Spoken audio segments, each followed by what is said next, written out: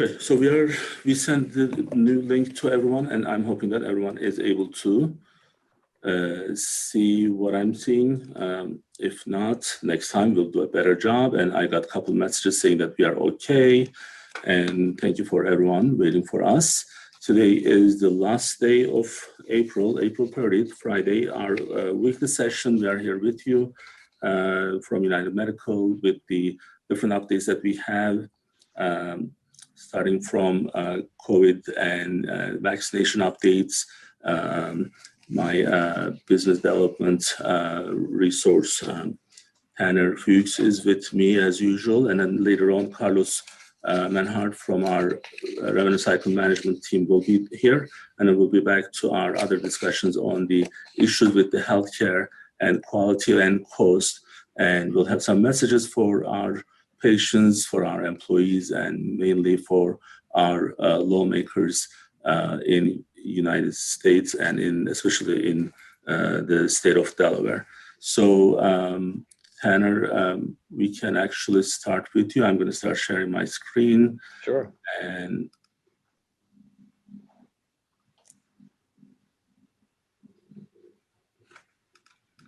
okay. Go ahead. Sure. Thanks, Kemal. Wanted to go over some of our routine updates first and foremost as it results to the COVID vaccine and COVID administration across the nation. So something we're keeping a close eye on is the path towards herd immunity, which is going to be accomplished with higher rates of vaccine administration.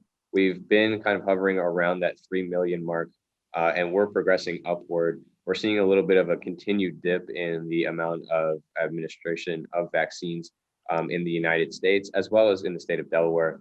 You can see the graph on the top here showing the United States, whereas we're looking at just the state of Delaware on the bottom. Now, the state of Delaware is a little bit ahead on pace in the amount of vaccines that are being administered on a rolling 7-day average or a daily basis, as opposed to the average in the United States. So Delaware currently still on a 2-month trajectory to get to 75% of its state population, whereas the United States is on about a 3-month trajectory right now to get to 75% of the population. So could, again, as we kind of discussed prior, this could be some vaccine hesitancy towards getting administered or getting the dose of the vaccine, thanks to the issues we saw with Johnson & Johnson and kind of the media coverage around that.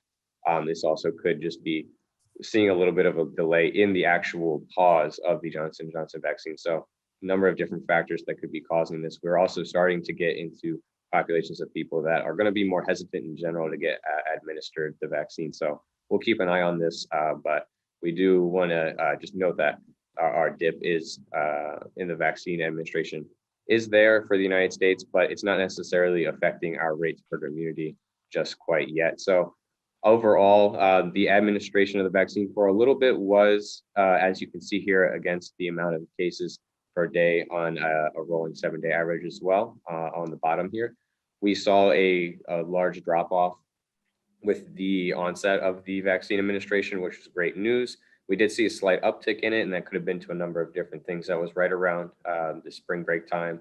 A lot of people, weather was getting warmer, people were starting to get out and start doing more things as things started to open up. And we were a little concerned about that, although we did discuss how this is nothing to be super surprising, as the vaccine, although it's the great a tool to get us back to normalcy and to a state of herd immunity against the virus. There are going to be some ups and downs here ever so slightly, as we still, of course, have a large part of the population that's not vaccinated, as well as the vaccine isn't 100% effective in preventing the virus. Sorry. So we did start to see a little bit of an increase there in their cases, but that average is starting to go back down, which is good news. So as I kind of alluded to, we've been keeping an eye on the Johnson & Johnson pause as they started to kind of take a look at some other cases of whether or not this issue with the blood clotting was related to the vaccine. As you remember, it was a very, very, very small percent of cases that were experiencing some sort of blood clotting after getting a dose of the vaccine. So the pause was just to kind of take a look at some more cases, see if this is something that they were actually going to be able to link the causation to. We have gotten the okay from experts, the CDC, FDA, to resume the administration of the vaccine.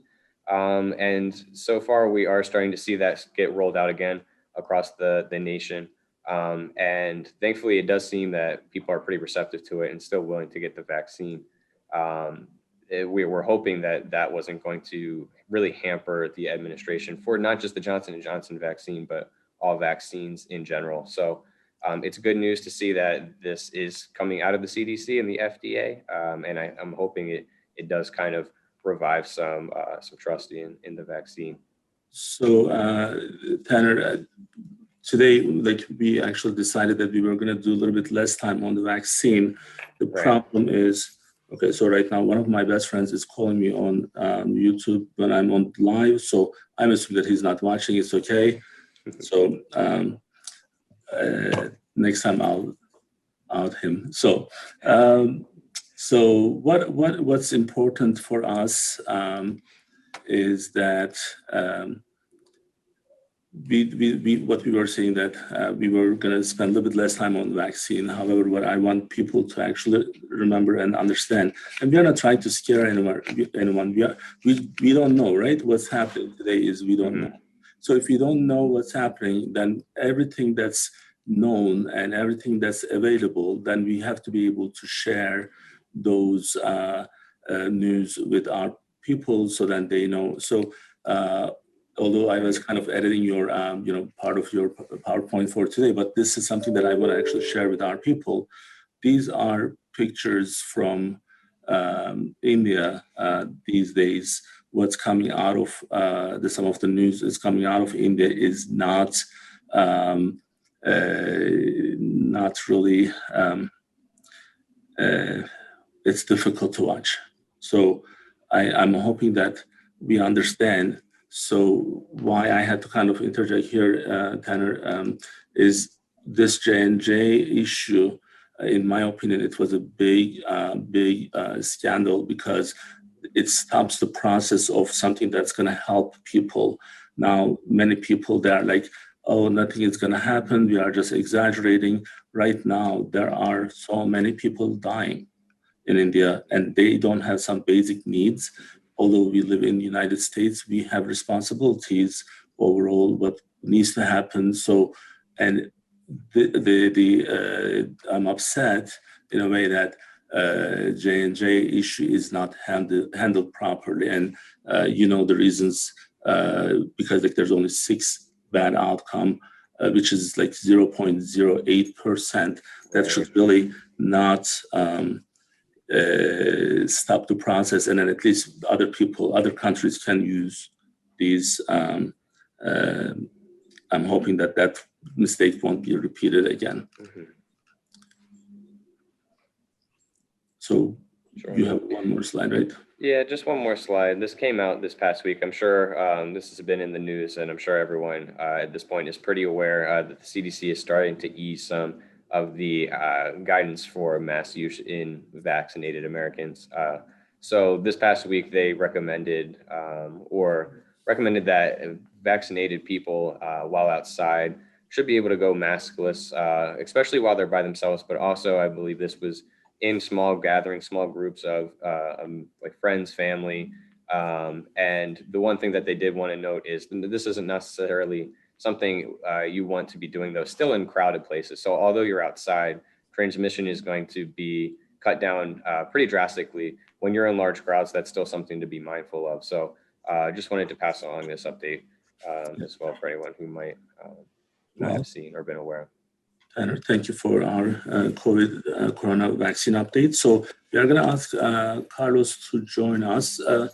Carlos did have a session with me before, right, Tanner? I don't know if we had a live session, but yeah, I've been I think so. A couple of sessions So with you. Carlos is my younger version in United Medical, right? So Carlos, you are one of our senior client managers, right? Since 2014, you've been with us. So what we wanted to do, take an advantage of these live events, and while we are communicating with our patients, our employees, We also wanted to communicate with our clients and prospect clients as well. So as the only authorized user of Cerner SPM practice management system in the ambulatory setting, so it's kind of our obligation to tell people what we do.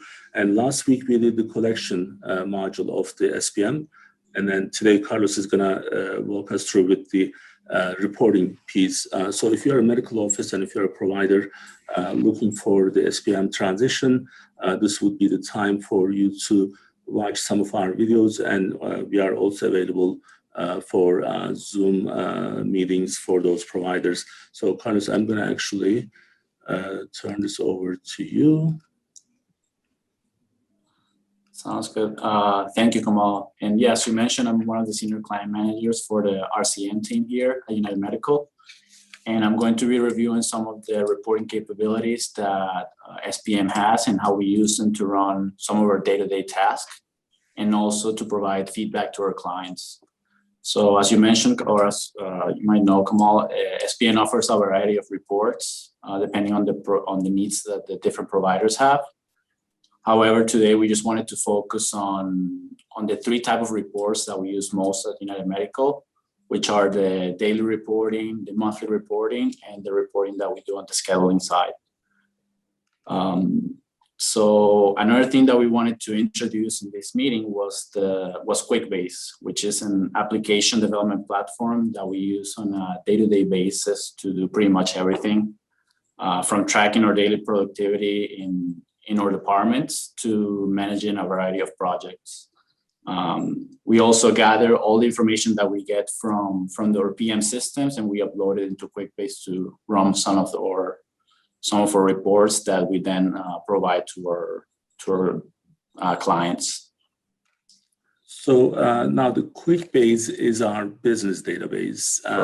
So we have different PM systems. In fact, right now we have 3 different PM systems, but we needed something like QuickBase for us to do certain things. And we were only able to do that at certain scale. So obviously 15 years ago, we didn't need it, but when we have more needs and complex businesses that we deal with, complex specialties that we deal with, so it was important for us to have an add-on business database. So right now we master QuickBase in a really high level, where we are able to customize based on the changes that's happening in the healthcare. So now these reports you are going through, like these, some of them are hard-coded reports, right, Carlos? So tell us what's going on there. Correct. Yes. So here we have a couple of the reports that we run on a daily and monthly basis. Kemal, the one on the left is one of the reports that we use the most. It's used the most by our RCM team. This report is run on a daily basis to track the claim corrections that we do on the AR side. And we also use it to track our total payment amounts posted. The provider offices can also use this report to track charges, payments, and adjustments based on their needs. The report on the right side is the report that we run every end of month. And that report is used to track all the financial related items for the month for the provider's office. And it includes CPT counts, charges, payments, adjustments. And as you can see, it's very customizable. You can run procedure codes, the procedure codes that you want, specific categories based on the specific setup that we have for that practice. So these are 2 of the reports that we use the most on our end. Come on, if you want to go to the next slide. Yep, I just need to delete what I put there. That's fine. This report is, the report on the left side is the scheduler report. It's reports that we use to track the appointments. And again, it can be customized based on the provider needs. I started getting more familiar with this report as the COVID-19 pandemic started, as we started using it to keep track of the practices that had a decrease in the number of appointments. And it kind of helped us identify which practices were staying a little bit behind with the number of appointments. And we try to push those practices to use telemedicine a little bit more. And I think with having so many different specialties, we have right now about 22, 23 different 23 different specialties. That's important for us to utilize reports in like the scheduling reports and different. Correct. And on Kemal, if you want to go back to the previous slide, I just wanted to point something out really quick. With the different specialties that we have, we understand that each specialty requires a unique setup. So we kind of have to adapt the way that we do the reporting for those practices for some specialties. There might be some specialties like nephrology, a nephrology practice that they might need to see a report for a specific CPT code that a cardiology practice might not need. Monthly dialysis report maybe, or correct home dialysis. And then certain things needs to be done in a way that this is not what it used to be, where the physician's family member works as an office manager and they can do the check in, check out and the billing when they have a little bit more time. It requires a high level education, and just so that we understand this is the revenue cycle management, not just simple billing claim process. Correct. And we wanted to show a few of the reports that we share with our clients on a monthly basis. So if you want to go to the next slide, Kemal.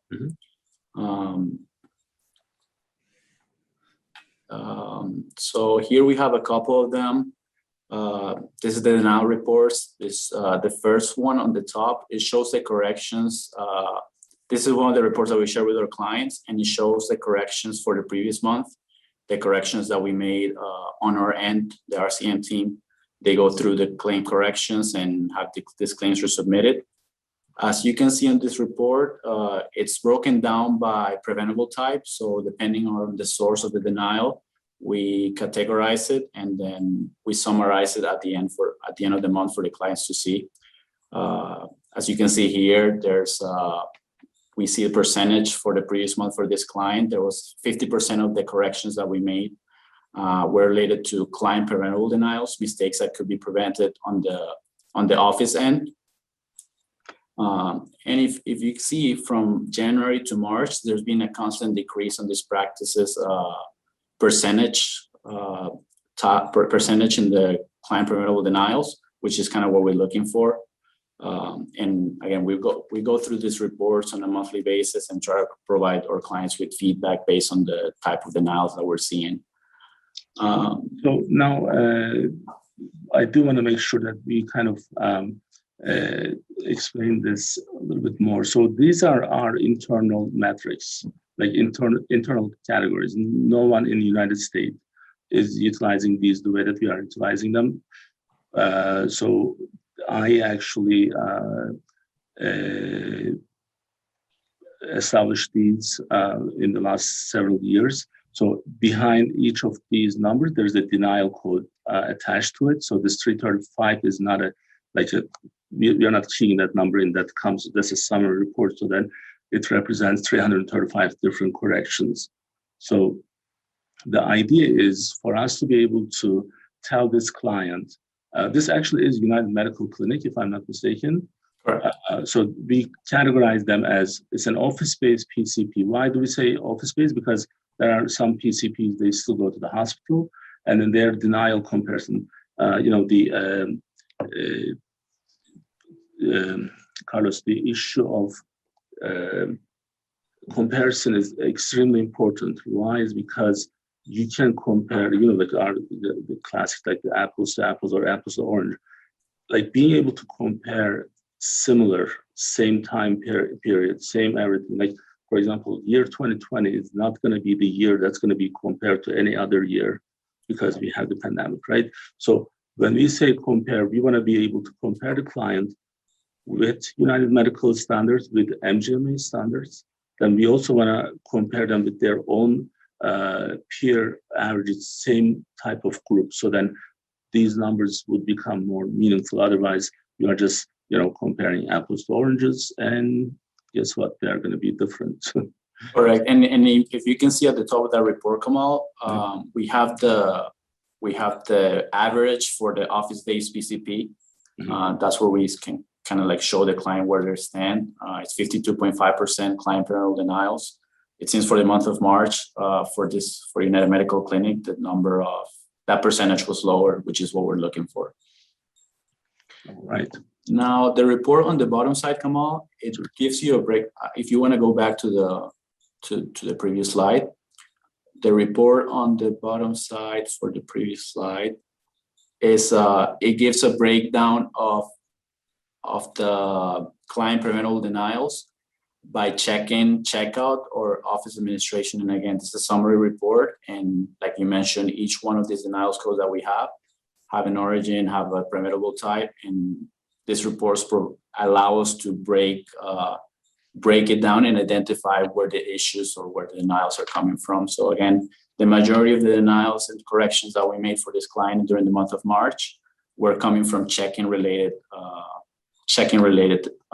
denials, which could be anything that's related to insurance eligibility, incorrect IDs being entered.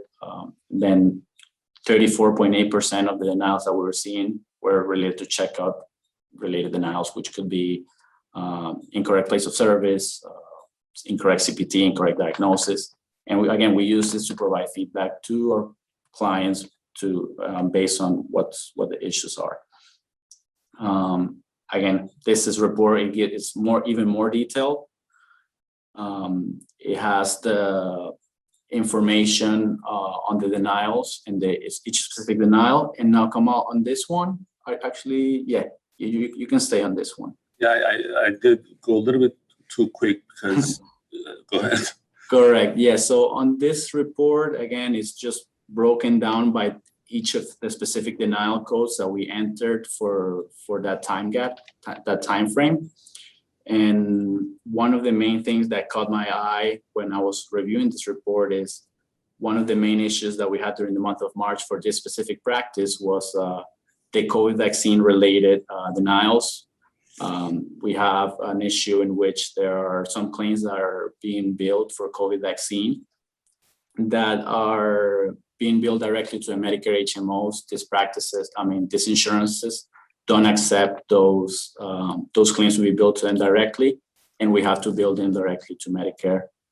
But again, yes, these are the correction codes. It's the list, and it just gives you a better detail of what's happening with the practice.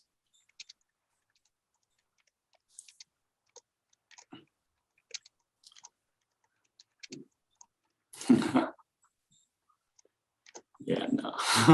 So this is our trademark reports, and I just want to make sure that we put a disclosure out there, so then we do not want other billing companies, RCM companies to copy these. These are trademark of United Medical LLC.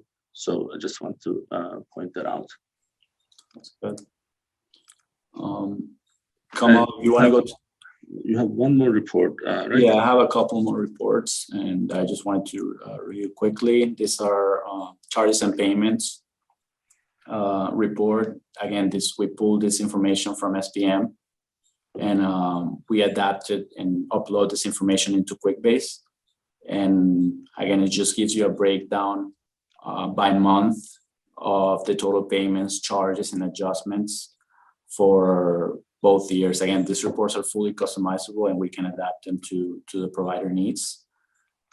It shows the total, like you're pointing out at the bottom, for both years. And the report on the bottom side, again, based on the customizations that we have, it shows the charges and payments by provider. Now we blacked out the provider names for privacy reasons, but again, this will show the provider name and the provider types and the breakdown. I think this report is year to date, Kemal, so it gives the comparison 2020, 2021 charges and payments received for that specific provider.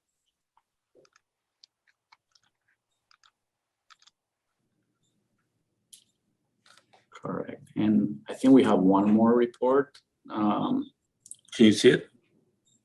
This is the type of service, right?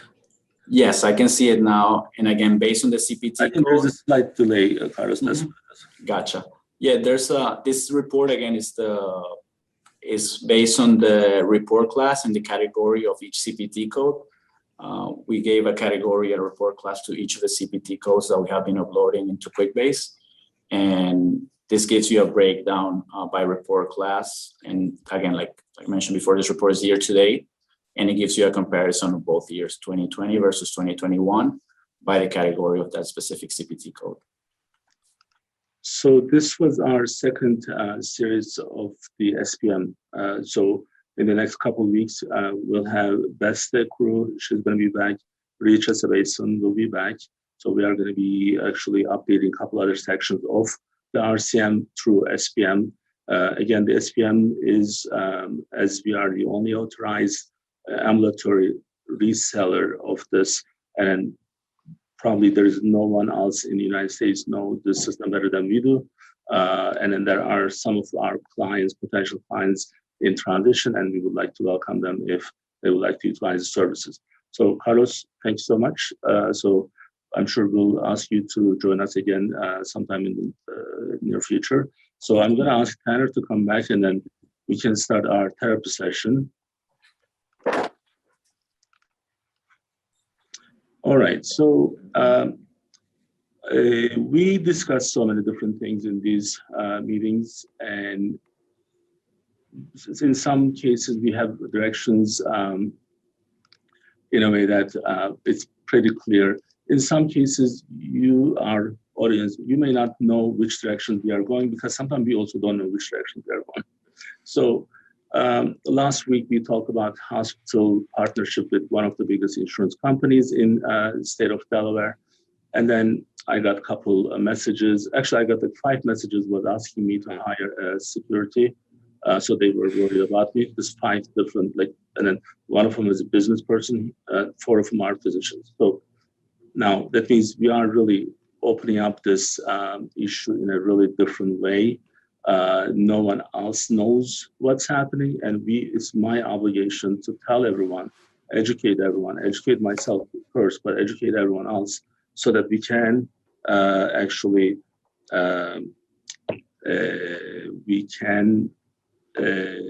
do this in a better way. And then we also know what our role is from United Medical Accountable Care Organization.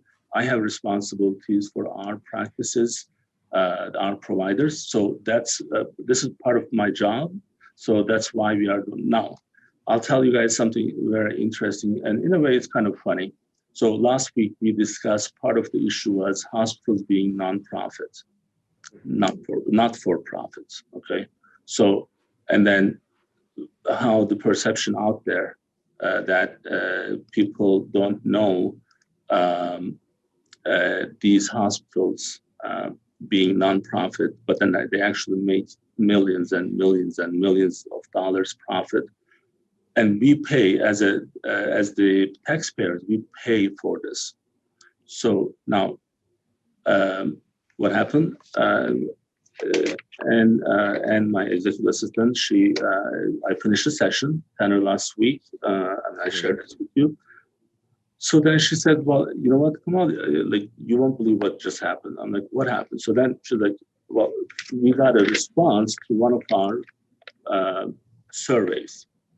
Mm-hmm. So the patient surveys from our power chart from our EMR system, Tanner, you actually manage those, right? So you actually send twice a month for patients who have visits with any of our providers. Yep. We want to look back at as I was talking about how the perception out there and how people don't know, and this gentleman is 80 years old, and I felt so sorry for him after I read this, because we were following up on his cardiology consult, his PCP in our system, and our care coordinators were following up with him, and he was not happy with that, because he says,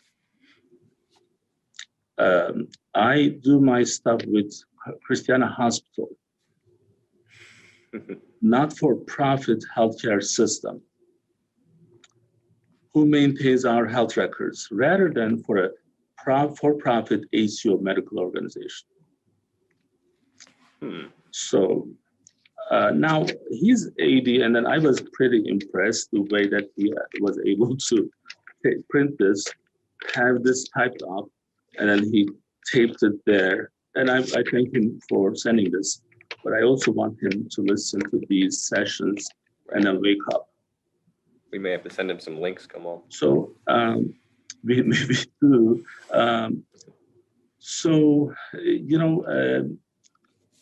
In these sessions, sometimes we try to make this a little bit funny in a way. You do this, you do that. Like I'm gonna actually share something with you now. Tanner,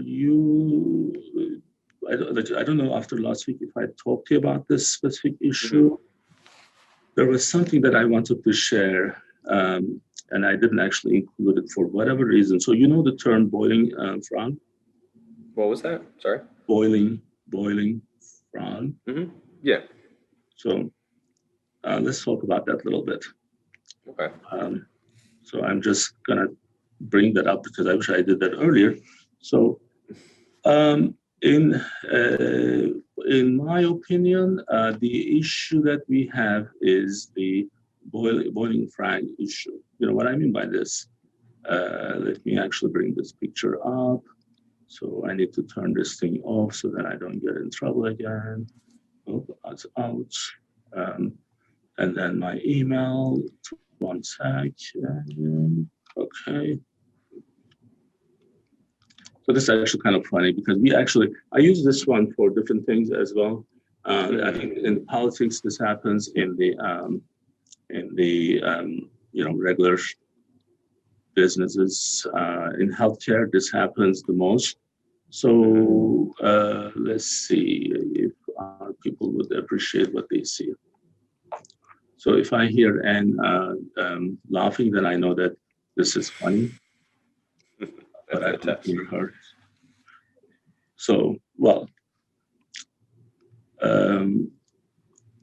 she's not seeing it yet, right? No, if you have it up, I don't think we can see it. Okay, so, okay, that's why she's not laughing. I'm like, oh, what happened? Here it is. Okay, it looks like it's coming up now. You can see it, right? I can see it now, yeah. So, the boiling frog is this is metaphor we use. Right. So let's see what it is. So if you would actually boil them in cold water, you start with the not too cold, it's like warm enough, it's not too warm. So then you start slowly cooking them. And then they would not know that they are being cooked. And then at the time when they are boiled, they're dead. But it's gradual over time, right? Gradual. And then they're enjoying it. They're having fun. And if there are 5 of them, they're like, oh, yeah, this is great. So look, it's clean water, this and that. But then that's us. That's the residents of Delaware, in my opinion. So our residents don't understand that they are, I feel like the way that these things are happening around us, Tanner, this is the boiling frog issue. Now, let's actually go to the some of the updates so then you and I be prepped. So one of my pretty famous lectures that I always talk to people about, perception and perspective. These two things are extremely confused by people. So what I mean by this is that perception is something that is the way that our other people understand, the way that they think it's happening, versus the perspective is the real thing. But the perception is your understanding, or this understanding is put out there for you to see. Oh, Christiana Hospital, oh, St. Francis, oh, Bay Health. These are non-profit. They are there for us, so they don't make any money. They are not there for making money. So, well, you have to question why they are losing money. You have to question, now, first of all, you need to know that these practices, these hospitals do have their financial records are public because they are nonprofit, not for profit. So, but because what bothered me the most was this interference from the hospital.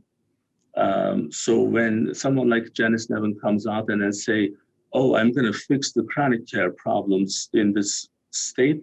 And I have to say, and if I don't say that, I'm not doing my job, and I do have a backbone.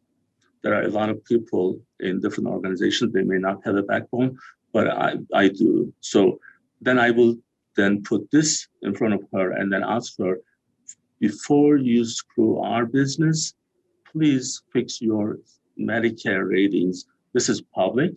This is available for our people. Now, Tanner, the reason I say this boiling frog is because our patient, just like this gentleman who sent me this letter, is he's not aware of any of these. He thinks that everything is so great. Safety of care is substandard. Readmission is higher than national standard. Effectiveness of care, timeliness of care, and efficient use of medical imaging. So, like when you have these lower than everyone else, what does this tell you is that you are not actually doing your main core business, right? So when you don't do your core business, you don't get to tell me that you are going to reinvent the chronic care management. You're going to stay out of it. So because you don't know what you are doing. So I'm going to share overall comparison. Is it just Christiana Hospital by itself? No, absolutely not. So let's look at from the expenses, right? So Christiana Hospital, this is public, just like any other people. You have to go to your Uncle Google and then find what I'm looking. This is Medicare hospital comparison. You put them, you click them next to each other. I'm not part of Illuminati, so I do not have some crazy access. This is available for public. Use it. So here's our 3 hospitals. I have zero connection with any of them. I do appreciate what they do in the hospital business. We support them from our side as much as we are allowed to. But here's the 3 hospitals. So for example, for payment for heart attack, you remember what you have seen, you saw the quality, right? Why do I have to pay more? Like this 1.03 is that much more for the less quality. So I wish that I could say this name, but this person, but let's call him Mr. Frog.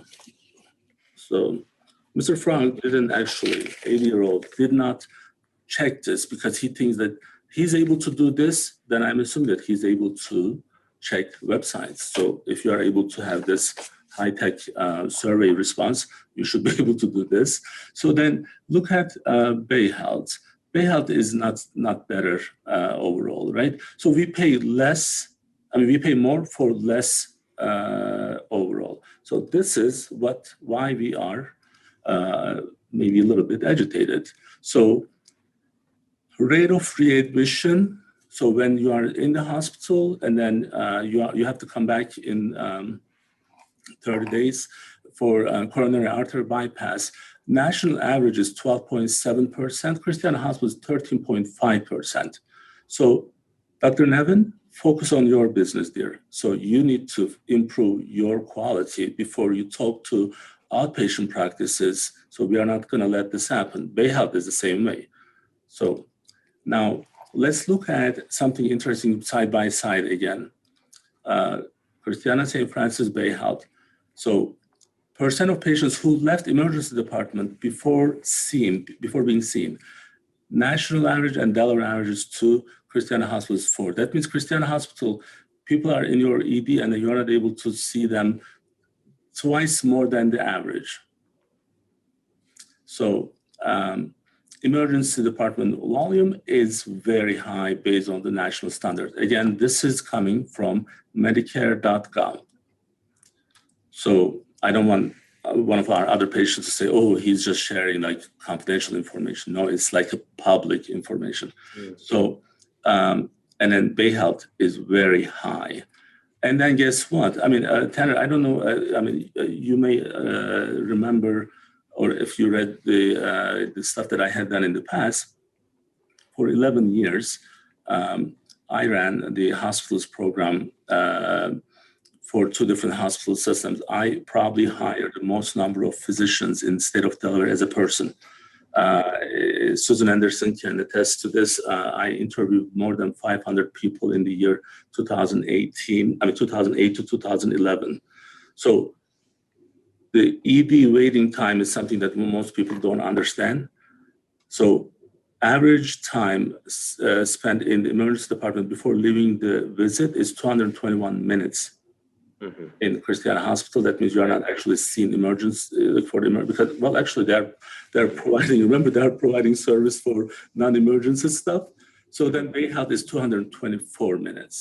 And this isn't then due to a lack of staffing or physicians, no, correct? They are not directing the patients to the right places. They are just giving whatever they can to everyone without filtering them. Like, remember the patient that we had last week? 36 ER visits, Medicaid patients, 36 ER visits. Right. Now, in this year, 2021. And then, Kemal, go ahead. I'm sorry. I just wanted, so we're not saying necessarily that going to the hospital is a very bad thing, right? We understand that there are times where patients are going to have to go to the hospital and visit the ED and see, go to these facilities for certain issues that might be coming up. But when it comes down to what we're seeing now and going over the issue of a lower quality of care, and we're going to see that come up here. I know we've kind of played around with and discussed and looked at actual patient surveys that come out for these issues as well. But it's at a much higher cost. And I think when it comes back to the perception and perspective scenario, even what we're seeing with this patient example that we've been brought to us, that oftentimes the perception is going to be that this is the go-to place for our preventative care and for our chronic care management. And that's just simply not the case. So we're not saying that it's necessarily a bad place. It has its own benefits for its respective issues. But I think that the problem is, for most people, that's how they view the hospital system, as the one fix all kind of scenario. So that's an important point. So we are not hospital enemies. We are hospitals partners. So our job, our core business is outpatient prevention. But then partnership requires for organic clinical integration. And then hospitals, they have to actually be willing to be part of it instead of trying to be a hero. Because we need the hospitals when we have crisis, when we are not able to manage certain things in outpatient settings, and they're full anyway, right? So, the most amount of money Christiana Hospital has spent is for construction. So they're just expanding.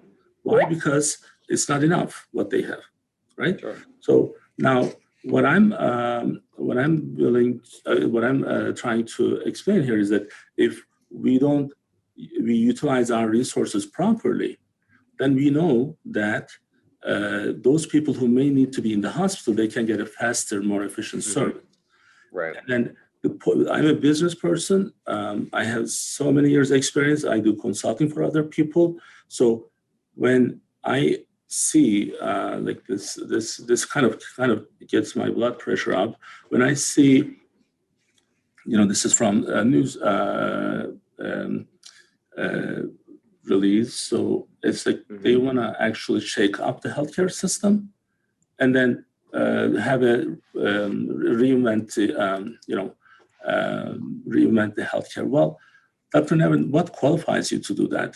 I mean, your organization record keeping record actually is not showing me that you are qualified to shake up anything, because you are not able to do your core business. Your core business. Now, I'm so sorry for saying this, but your salary went up by 37% in 4 years, but your quality didn't go up. And Delawareans are paying more. Why do you think you are qualified to actually get this chance to shake up the healthcare system? Please don't shake up anything. Just take care of your core business. Focus on your core business. Now, because this partnership is with Christiana origin, so we are focusing on maybe Christiana. However, this is not different for other hospitals. Overall ratings, Medicare ratings, while Christian is at 2-star, St. Francis is not different, and MBA Health is not different. Mm-hmm. That means all Delaware hospitals. So we have invited so many politicians, and what we actually, next time, what I would like to ask them is, are they okay with this, what they see? Why are we okay to settle for less quality? And then you remember our expenses are, what we pay is much more than the national averages. 5 out of 7 core quality metrics are they are failing. So I don't think you get to reshape anything. You just need to focus on your business. So this is why we are upset with this. Like, the patient survey rating, they're at 60% patient survey. I have a surgery center, Dr. Nevin, come and visit us and read some of our patient surveys. I'm at 99.4%. So when it's about patient satisfaction, you are failing as well. Your organization, it's nothing personal. Your organization is failing. The difficult part is actually, I don't have any problem with her personally. I do actually kind of maybe even like her as a person. So this is all straight forward business. So you don't have qualifications. You don't. So. Yeah, I think what you're saying, Kemal, is it goes back to the reason why we hold these sessions and to present this information is because there is a disconnect there between the perception and the perspective of the situation with the healthcare system in the hospitals, right? So if no one else were to do it, then patients, they're going to be sending more and more letters. You have that kind of sentiment with the patients who are kind of unaware of really the lower quality of care that they're getting at this higher price. And it's not necessarily anything to do with the people personally, but it comes down to, this is information that we want to make sure our patients are aware of and our communities are aware of here in the state. It's not just affecting our patient population, right? Absolutely, absolutely. So, I have to share one other thing, and then we are going to elaborate them in our next sessions. As a nonprofit organization, now the reason actually I'm sharing this, if we have them in the right order, I saw this news. This is from Becker's, and then it says former United Health. Like, this is not us, unfortunately. So former United Health Group, this is the biggest insurance in the nation, in the world actually, received nearly 18 million in the last year at the company, like former. Okay, so former, I'm like, okay, so if this is important enough, this just came out this week, Tanner. If this is important enough, then how about the former CEO of Christiana Hospital, who received 3.4 million after he left the organization?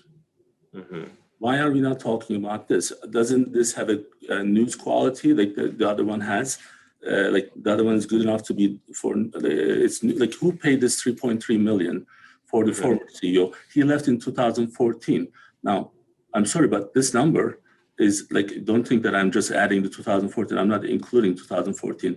He got 800,000 after the year after he left, 400,000 after, but he got 2.1 million in like 3 years after he left the organization. That's 3.3 million.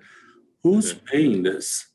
Yep. Where does that cost come from? Now, not to mention, Dr. Nevin is at 6.7 million in 4 years. Good job, because she got a 34% increase.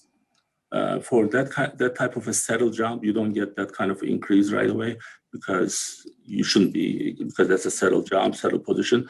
Why are we paying for this? Right? So we have a lot of other stuff that's coming out, and then time is up because we have our CREAS event, our bariatric event, and Dr. Erkan is waiting for me on the other side. So we'll be back in probably 3-4 minutes on the other link for CREAS event. But today, I want our people to understand that we are paying for all these irresponsible expenses. You are paying for all these irresponsible expenses. all I'm doing is to highlight these issues to you so that you pay attention. Your awareness of these is increasing, so then you can question, you can ask the right question, and that's my job. Well, thank you for being with us. Next week, we are going to actually discuss more stuff. Tanner, thank you for being with me in this session. Certainly. And we'll be back next week. And we are going to have our CRIAS bariatric event with American Surgery Center in the next 2-3 minutes. We should be live. Thank you again.